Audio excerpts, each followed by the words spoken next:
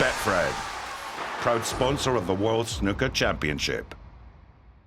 Well, Sean, a whitewash hasn't happened for almost 3 decades. Yesterday, you produced arguably the best snooker we've seen from you all season. Why have you just clicked? Yeah, there's no argument about it. It's been the worst season of my career.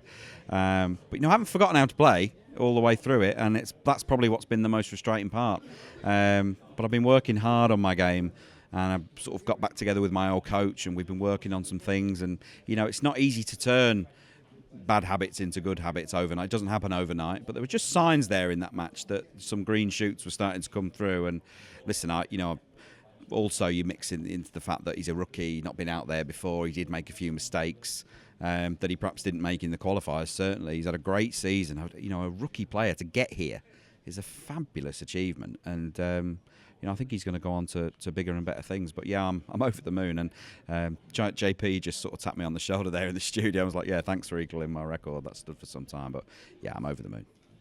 I guess you have a little bit of sympathy for him because you've had some incredible moments here, but you've also had some tough sessions, and every player on the tour will know to a degree what he's going through.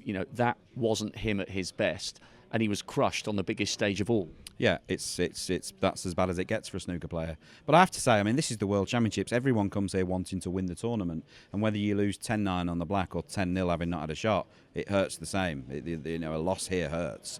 And I've lost matches here in the deciding frames, lost in every round of the tournament, and you go home and you're as upset as you were if you lost in the first round. It doesn't really matter, in my opinion, how you lose here. A loss hurts. And I hope that he goes away and watches the game back and tries to learn from his shot selections and some of the things he did and did right and did wrong, and comes back next season as a better player. 2 breaks over 64 centuries yesterday. Can you put a finger on what wasn't clicking for most of this season, or is it just a question of edging back towards your best now that you're once again working with Chris? I think I've really tried hard. There's no doubt that in the couple of seasons that Chris and I haven't worked together, a couple of bad habits have sort of re-emerged, a few weeds have come back in the garden. But that aside, I think it's just been a bad season, and I've had lots of matches where I've actually played quite well, but played someone who played better.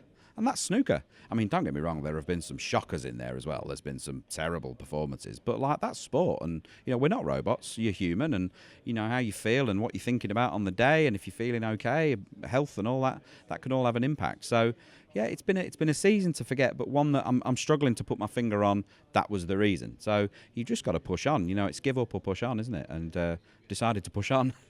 And I guess because you haven't had a good season, you're coming here under the radar with not that much pressure. And in a way, that's probably quite a nice position in which to arrive in Sheffield. Listen, it's fabulous. I come here, no one's mentioned me with a chance to win, matches, let alone the tournament. So, listen, I'm happy to be the second favourite in every match I play. It doesn't bother me at all. And, talking of which, I'm going to be massive second favourite in the next game.